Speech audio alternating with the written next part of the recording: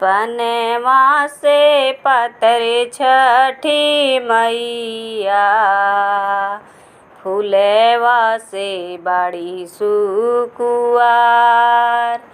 पनवा से पतरे छठी मैया, फूलवा से बड़ी सुकुआर। हथेली हली सोने के घाड़ी लवा, चली भैली गंगा जी के घाट। हथेली हली सोने के घाड़ी लवा, चली भैली गंगा जी के घाट। जलवा से भरी के गागरिया, धैली ही गंगा के अरार। धैली ही गंगा के अरार। कहाँ बड़े मलहा बेटउआ, दीही घड़ी ला उठा। दिहत घड़ी ला उठाए। छठी माई के देखी के सूरतिया, मलहा सुधे बुधे गावा। मलहा सुधे बुधे गावा। धैली हले नरमी कलैया, छठी मैया गैली ऋषिया। छठी मैया गैली ऋषिया। ई मात जनी हे रे मलहा, हम हई तिरिया लाचार। ई मात जनी हे रे मलहा, हम हई तिरिया लाचार। हम हई आदित्य मल के बहिना, जिन से जग उजियार। जिन से कुल उजियार। कोढ़ तोरा फूटे रे मलहा, मिट जाए तोरा परिवार।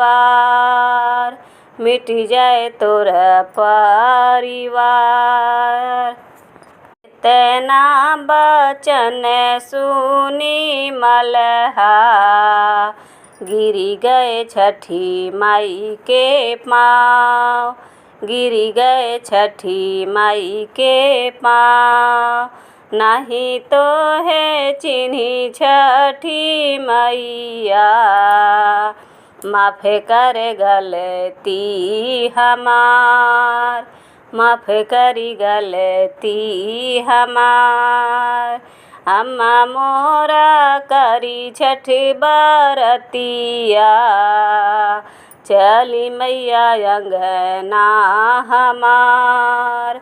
चली मैया अंगना हमार। भाभी मोरा करी है बरतिया, चली मैया अंगना हमार। चली मैया अंगना हमार। साँझे देबो जलया रघिया, भोरे दूध दिया। साँझे देबो जलया रघिया, भोरे दूध से दिया। इतना बचन सुनी छठी मैया, मन मन मुस्काए। मन मन मुस्काए। जुग जुग जिया मोरे सेवका, छठी मैया बोली हर साय। जुग जुग जिया मोरे सेवका, छठी मैया बोली हर साय।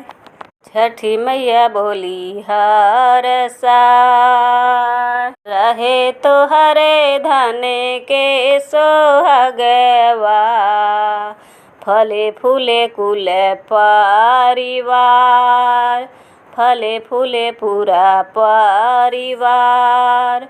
बहिनी तोहरे धनी के सोहगवा, फले फूले कुल परिवार, फले फूले कुल परिवार।